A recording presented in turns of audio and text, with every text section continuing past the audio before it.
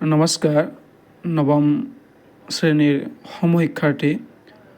আজি মই তোমালোকক শ্ৰীমন্ত শংকৰদেৱ বিৰচিত শিশুলীলা কবিতাটি চমুকৈ বুজাবলৈ প্ৰয়াস কৰিম।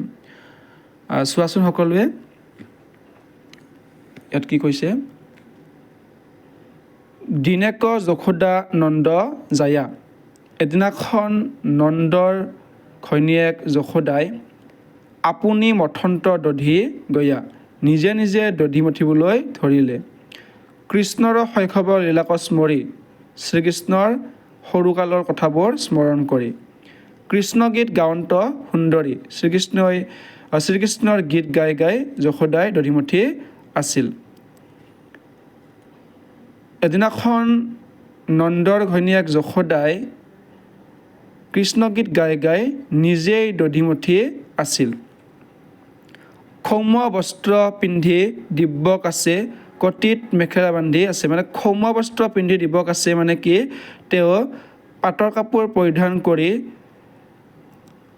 দধিমঠি আছিল। কটিত মেখেলা বান্ধি আছে, কটিত তেওঁ মেখেলা পিন্ধি আছিল। পুত্ৰ স্নেহে স্ৰৱে দুয়ো স্তন, আৰু পুত্ৰৰ স্নেহত বা পুত্ৰৰ মৰমত তেওঁ যি পুত্ৰৰ শ্ৰীকৃষ্ণৰ গীত গাই গাই যি দধিমঠি আছিল, তেতিয়া তেওঁৰ স্তন দুটা লৰি আছিল। আজৰণতে লৰে ঘনে ঘন, আজৰি থাকোঁতে বাৰে বাৰে স্তন দুটা লৰি আছিল। এইখিনি অৰ্থ হৈছে যশোদাই পাটৰ কাপোৰ পৰিধান কৰি কৃষ্ণৰ কথা মনত পেলাই পেলাই গীত গাই গাই যেতিয়া তেওঁ দধিমঠি আছিলে, তেতিয়া তেওঁৰ স্তন দুটা ঘনে ঘনে বাৰে বাৰে লৰি আছিলে। ৰুণজোন কেউৰ কংকণ শ্ৰম জলে উজ্জ্বল বদন। ৰুণজোন কেউৰ কংকণ অৰ্থাৎ যশোদাই হাতত কেউৰ পৰিধান কৰি আছিলে, আৰু সেই কেউৰৰ এটা শব্দ হৈ আছিলে। শ্ৰম জলে উজ্জ্বল বদন, যশোদাই ইমান কষ্ট কৰি যেতিয়া দধিমঠি আছিলে, তেতিয়া তেওঁৰ কপালখন ঘামি গৈছিলে, আৰু সূৰ্যৰ পোহৰ পৰি তেওঁৰ কপালখন জিলিকি উঠিছিল। কৰ্ণত কুণ্ডল দলে আতি খচি পৰে খোপাৰ মালতী। তেওঁ কৰ্ণত কাণত যি কুণ্ডল পিন্ধি আছিলে, সেই কুণ্ডল বতাহত লৰি আছিলে, খচি পৰে খোপাৰ মালতী। আৰু তেওঁ খোপাত মালতী ফুল পিন্ধি আছিলে, সেই সৰ্বশৰীৰ লৰি যোৱাৰ কাৰণে তেওঁৰ খোপাৰ পৰা মালতী ফুল মাটিত সৰি পৰিছিল। এহিমতে মথন্তে প্ৰয়াসী, আৰু এনেকৈয়ে তেওঁ দধিমঠিবলৈ প্ৰয়াস কৰি আছিল। মাকক ধৰিলা কৃষ্ণে আছি, সেই সময়ত শ্ৰীকৃষ্ণই মাকক আহি দিগদাৰ দিবলৈ ধৰিলে, মানে আবদাৰ কৰিলে। মথনিত ধৰিয়া নিষেধি, মানে এনেকৈ থাপ মাৰি ধৰিছে আৰু কৈছে যে মা, তোমাক আৰু মই দধিমঠিবলৈ নিদিওঁ, মোৰ তৃষ্ণা লাগিছে, মোক গাখীৰ খাবলৈ দিয়া, এনেকৈ শ্ৰীকৃষ্ণই মাকক কৈছিলে। মথনি ধৰিয়া নিষেধি, মানে মথনি হৈছে গাখীৰ মঠিবলৈ ব্যৱহাৰ কৰা এপাত সঁজুলি। এই সঁজুলিডালত ধৰি কৃষ্ণই যশোদাক দধিমঠিবলৈ মানা কৰিছিল। মঠিবাক নেদে আৰু দধিমঠিবলৈ নিদিয়ে। হাঁচি ক'লে লৈলা নন্দ জায়া, আৰু শ্ৰীকৃষ্ণক নন্দৰ ঘৈণীয়েক যশোদাই কোলাত তুলি লৈ গাখীৰ খাবলৈ দিলে, মানে দিলাস্তনা পুত্ৰ মুখ চাই, আমাৰ শ্ৰীকৃষ্ণৰ সেই মৰম লগা মুখখন চাই যশোদাই শ্ৰীকৃষ্ণক গাখীৰ খাবলৈ দিলে।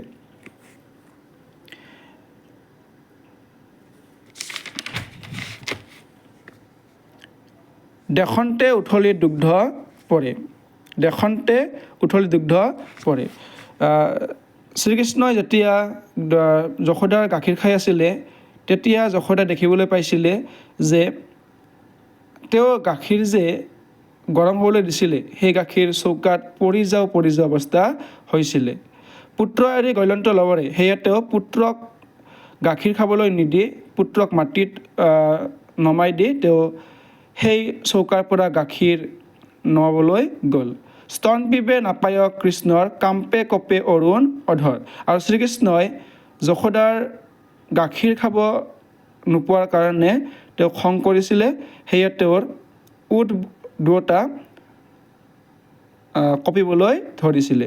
দশন কামুৰি আতি চান্দ, আৰু শ্ৰীকৃষ্ণই দাঁত কামুৰি খং কৰিছিল। শিলাই ভাঙিলা দধি ভাণ্ড, শ্ৰীকৃষ্ণৰ দাঁত কামুৰি কামুৰি হাতত এটি শিলগুটি লৈ দধি থকা পাত্ৰবিলাক ভাঙিছিল। মহাকপে কথা পখিলন্ত আৰু প্ৰচণ্ড খঙেৰে বা তেওঁ অগ্নিশৰ্মা হৈ দধি থকা বা মাখন থকা কোঠাটোত প্ৰৱেশ কৰিছিল। সিঞ্চিৰাই লৱণটো ভুঞ্জন্ত সিঁচৰিত কৰি মাখনবিলাক খাইছিল, মানে লৱণবিলাক তেওঁ খাইছিল, আকৌ মাটিত সিঞ্চিৰাই মানে সিঁচৰতি কৰি পেলাইছিল। আছিলা যশোদা নমাই ক্ষীৰ দেখৈ সান্দি ভাঙিলা দধিৰ। যেতিয়া যশোদাই ক্ষীৰ নমাই বা গাখীৰ নমাই আহিলে তেতিয়া শ্ৰীকৃষ্ণই মানে ইতিমধ্যে শ্ৰীকৃষ্ণই কি কৰিলে, দধি থকা ভাণ্ডবিলাক ভাঙি পেলালে। জানিলা পুত্ৰৰ কৰ্মগোপী, আৰু এইটো কৰ্ম যে শ্ৰীকৃষ্ণই কৰিছে সেইটো কথাটো গোপী অৰ্থাৎ যশোদাই গম পাইছে। হাঁচিয়া দেখিলা পক্ষী খুপি উৰল পৰে বচি হৰি। আৰু যশোদাই যেতিয়া কৃষ্ণ থকা কথাটোত সোমালে তেতিয়া যশোদাই কি দেখা পালে জানেনে? শ্ৰীকৃষ্ণই এটা উৰালৰ ওপৰত উঠি বহি বহি হাঁহি হাঁহি তেওঁ কি কৰি আছে, মাখনবোৰ খাই আছে। ভুঞ্জনটো লৱণো চুৰ কৰি শ্ৰীকৃষ্ণই লৱণো চুৰ কৰি ভুজি আছে, মানে খাই আছে। সিকিয়াৰ পৰা নমাই আনি তেওঁ মাখনবোৰ নিজে উৰালৰ ওপৰত বহি খাই আছে। অৰ্থাৎ সিকিয়াত যশোদাই ধুনীয়াকৈ মাখনবোৰ থৈ দিছিলে, উৰালৰ ওপৰত উঠি শ্ৰীকৃষ্ণই সেই সিকিয়াৰ পৰা মাখনবোৰ আনি হাতত লৈ উৰালৰ ওপৰত বহি বহি খাই আছিলে। বানৰক দেন্ত দলি সানি আৰু বান্দৰবিলাকক তেওঁ দলিয়াই দলিয়াই দি আছিল। শংকিত নয়নে নাখি সাৰি দেখিয়া যশোদা লৈলা বাৰী। আৰু যশোদাই শ্ৰীকৃষ্ণৰ এনেকুৱা অত্যাচাৰ সহিব নোৱাৰি শ্ৰীকৃষ্ণক মাৰিবৰ কাৰণে হাতত বেত বা এছাৰি লৈছিলে। মাৰিবে আচন্ত জানি দৰে। আৰু যশোদাই শ্ৰীকৃষ্ণক মাৰিবলৈ যিডাল এছাৰি লৈছিল সেই এছাৰিডাল দেখা পাই শ্ৰীকৃষ্ণই গম পাইছিল যে আজি মাই মোক মাৰিব, সেইকাৰণে তেওঁ কি কৰিছিল, দৌৰিবলৈ বিচাৰিছিল। দিলা লৰ নামি উৰলৰে, অৰ্থাৎ উৰলৰ ওপৰত যেতিয়া বহি আছিলে সেই উৰলৰ পৰা তেওঁ নামি লৰ দিলে, অৰ্থাৎ দৌৰিলে। পাছে পাছে যশোদা খেদন্ত ভয় লাগে মাওক নেদন্ত। আৰু শ্ৰীকৃষ্ণই আগে আগে দৌৰি আছিলে আৰু পাছে পাছে যশোদা দৌৰি আছিলে। মাক যশোদাৰ ভয়ত শ্ৰীকৃষ্ণই দৌৰি আছিলে। যাক যোগী নপায়ে ধ্যানত হেন হৰি পলান্ত ভয়ত। ইয়াত শ্ৰীমন্ত শংকৰদেৱে কৈছে যে যিজন ভগৱানক হাজাৰ হাজাৰ বছৰ তপস্যা কৰিও ধ্যানী বা ঋষিমুনিসকলে দৰ্শন কৰিব নোৱাৰে, সেই হৰিয়ে কিন্তু সামান্য নাৰী এগৰাকীৰ ভয়ত পলাবলৈ ধৰিছে। অৰ্থাৎ ইয়াত তেওঁ কি ক'ব বিচাৰিছে যে ইয়াত সাধাৰণ নাৰী এগৰাকীৰ ভয়ত শ্ৰীকৃষ্ণই পলাইছে। সাধাৰণ নাৰীৰ ভয়ত শ্ৰীকৃষ্ণই পলাব লগা ইয়াত কোনো কথা নাই। ইয়াত হৈছে ভক্ত আৰু ভগৱানৰ সম্পৰ্ক কৰি সম্পৰ্ক তেওঁ উপস্থাপন কৰিছে।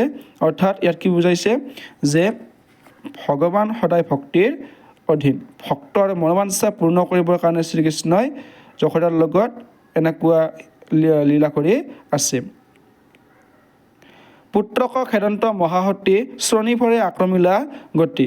আৰু শ্ৰীকৃষ্ণক যশোদাই মাৰিবলৈ খেদতে তেওঁ স্পীডত দৌৰিছিলে, মানে দ্ৰুতগতিত দৌৰি আছিলে। বেগত মেলান ভৈল খোপা, আৰু তেওঁ দ্ৰুতগতিত দৌৰি থকাৰ কাৰণে শ্ৰীকৃষ্ণক ধৰিবৰ কাৰণে তেওঁ দ্ৰুতগতিত দৌৰিছিল। আৰু এনেকৈ তেওঁ দৌৰি থাকোঁতে তেওঁ খোপাত পিন্ধি থকা মালতী ফুল সৰি পৰিছিলে আৰু তেওঁৰ খোপাটো মেল খাই গৈছিলে। খচি পৰে মালতীৰ থোপা, মানে মালতী ফুল খোপাৰ পৰা সৰি পৰিছিলে। গোবিন্দে মাৰৰ শ্ৰম দেখি ৰহিল কান্দন্তে মুদি আখি। আৰু গোবিন্দ মানে হৈছে ইয়াত শ্ৰীকৃষ্ণই যশোদাৰ কষ্ট সহিব নোৱাৰি তেওঁ এঠাইত তেওঁ ৰৈ গ'ল, সভয় নয়ন চান্দৰ দৰে। আৰু তেওঁ মাকক চাই ভয় খাইছিলে আৰু তেওঁক কান্দিবলৈ ধৰিছিলে। যশোদা ধৰিল আচি কৰে ভাণ্ড ভাঙি আবে যাবি কথা। মানে যশোদাই শ্ৰীকৃষ্ণক ধৰি কৈছিলে, কৃষ্ণ তুমি দধি ভাণ্ড ভাঙি আজি মোৰ হাতৰ পৰা বাচি যাব নোৱাৰা, তুমি ক'ত পলাব বিচাৰিছা? এতিয়া তোমাক ধৰিছোঁ নহয়, গতিকে মই তোমাক শাস্তি বিহীন। খাইব আজি কৃষ্ণ তোৰ মাথা, তোমাৰ আজি মাথা খাম, মানে তোমাক আজি মাৰিম। সকলো লবনো কইলি নাক, মই যিমানখিনি লবনো ওলাইছিলোঁ এই লবণিখিনি তুমি নাশ কৰিলা, মানে ধ্বংস কৰি পেলালা। শুনি প্ৰভু ভৈলা মহাত্ৰাক, আৰু যশোদাৰ কথা শুনি শ্ৰীকৃষ্ণই ভয় খালে। দেখি বাৰী এৰিলা সতী, শ্ৰীকৃষ্ণই ভয় খোৱা দেখি যশোদাই নিজৰ হাতৰ পৰা এছাৰি মাটিত পেলাই দিলে। কৃষ্ণক বান্ধিবে ভৈলামতী, আৰু শ্ৰীকৃষ্ণক বান্ধিবলৈতো ইচ্ছা কৰিলে। নাহি আদি অন্ত পূৰ্বাপৰ, পূৰ্ণ ব্ৰহ্ম জগত ঈশ্বৰ। ইয়াত শংকৰদেৱে আকৌ কৈছে যে যিজন ভগৱানৰ আদি অন্ত নাই, যিজন ভগৱান সদায় অমৰ, তেওঁ হৈছে পূৰ্ণ ব্ৰহ্ম, মানে তেওঁ হৈছে গোটেই জগতখনৰ গৰাকী। গতিকে সেই জগতৰ গৰাকীৰ মূল্য বুজি নাপায় যশোদাই উৰালত বান্ধিবলৈ চেষ্টা কৰিছে। তাহাকো তনয় মানিবলৈ যশোদা বান্ধত উৰুষ হ'লে। কৈছে যে যিজন ভগৱানক হাজাৰ হাজাৰ তপস্যা কৰা ঋষিমুনিও দৰ্শন কৰিব নোৱাৰে, যিজন এই জগতৰ গৰাকী, সেইজন গৰাকীৰ মূল্য বুজি নাপালে যশোদাই, মূৰ্খ যশোদাই বুজি নাপায় সেই ভগৱানকে আকৌ কি কৰিছিলে, বান্ধি উৰালত বান্ধি শাস্তি দিবলৈ বিচাৰিছিল। কিন্তু ইয়াত শংকৰদেৱে কৈছে যে এই জগতৰ স্বামী এই শ্ৰীকৃষ্ণ বা নাৰায়ণক কোনো সাধাৰণ তিৰোতাই বান্ধিব নোৱাৰে। নজৰে যশোদা বান্ধত উৰুষ হ'লে, বান্ধত কৃষ্ণক আনি ধৰি নজৰে আঙুলত দুই জৰি। আৰু যশোদাই শ্ৰীকৃষ্ণক ঘৰৰ পৰা ৰচি আনি যেতিয়া বান্ধিবলৈ চেষ্টা কৰিছিলে, তেতিয়া তেওঁ উৰালত বান্ধিবলৈ চেষ্টা কৰিছিলে, তেতিয়া তেওঁ উৰাৰ লগত যেতিয়া শ্ৰীকৃষ্ণক বান্ধিবলৈ চেষ্টা কৰিলে, তেতিয়া দুই আঙুল ৰছী বাৰে বাৰে যশোদাৰ কম পৰিছিলে। মই অকণমান চমুকৈ কৈ আছোঁ, তোমালোকে শুনিবা যে এদিনাখন যশোদাই কৃষ্ণৰ কথা ভাবি দধিমতী আছিলে। সেই সময়ত তেওঁ পাটৰ কাপোৰ পৰিধান কৰি আছিলে, তেওঁ কাণত কুণ্ডল পৰিধান কৰি আছিলে, হাতত কেউৰ পৰিধান কৰি আছিলে। এনেকৈ তেওঁ যেতিয়া দধিমতী আছিলে, তেতিয়া তেওঁৰ সৰ্বশৰীৰটো লৰি গৈছিলে। তাৰ ফলত তেওঁৰ খোপা মেলা খাই গৈছিলে, তেওঁৰ খোপাত পিন্ধি থকা মালতী ফুল সৰি পৰিছিলে। এনেকৈ তেওঁ কষ্ট কৰি থাকোঁতে তেওঁ যেতিয়া দধিমতী আছিলে, তেতিয়া তেওঁৰ কি কৰিছিলে, বহুত কষ্ট হৈছিলে, খোপা খুলি গৈছিলে, মালতী ফুল সৰি পৰিছিলে।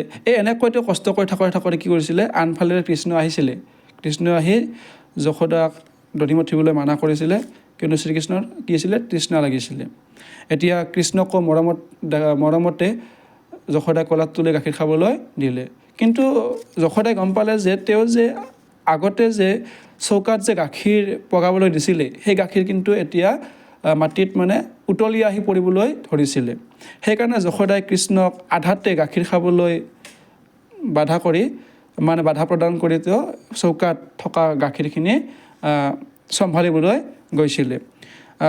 এনেকুৱা কাণ্ড কৰাৰ কাৰণে শ্ৰীকৃষ্ণৰ খং উঠিছিল, কাৰণ শ্ৰীকৃষ্ণ ভাবিছিলে যে মই জগতৰ ঈশ্বৰ, গতিকে মোতকৈ তোমাৰ সামান্য গাখীৰ ডাঙৰ হয়নে? গতিকে এনেকুৱা কথা শ্ৰীকৃষ্ণ সহ্য কৰিব নোৱাৰি কি কৰিছিলে, যশোদাই যি দধি থৈছিলে, যি মাখন থৈছিলে, এই পাত্ৰবিলাক ভাঙিছিলে, নিজেও খাইছিলে, বান্দৰকো দিছিলে। আৰু এনেকুৱা মানে ঘটনা ঘটাৰ কাৰণে যশোদাই খং কৰিছিলে আৰু কৃষ্ণক মাৰিবলৈ খেদিছিলে। কিন্তু ইয়াত শংকৰদেৱে কৈছে যে যিজন ভগৱানক সকলোৱে পাবৰ কাৰণে চিন্তা কৰে, কিন্তু সকলোৱে পাব নোৱাৰে, কিন্তু সেইজন ভগৱানকে যশোদাই নিজৰ সন্মুখত পায়ো মৰম নকৰি, শ্ৰদ্ধা নকৰি, ভক্তি নকৰি কি কৰিছিল, তেওঁৰ মূল্য নুবুজি উৰালত বান্ধিবলৈ তেওঁ কি কৰিছিল, বাৰে বাৰে চেষ্টা কৰি আছিল। কিন্তু ভগৱানক কোনো বান্ধিব নোৱাৰে। এইখিনিয়ে কবিতাটোৰ মূল ভাৱ। ইয়াৰ আগতে মই আকৌ এটা ভিডিঅ' দিছোঁ, সেইটো ভিডিঅ' তোমালোকে চাবা। দুয়োটা ভিডিঅ' লগ কৰি তোমালোকে নিশ্চয় বুজি পাবা। ধন্যবাদ।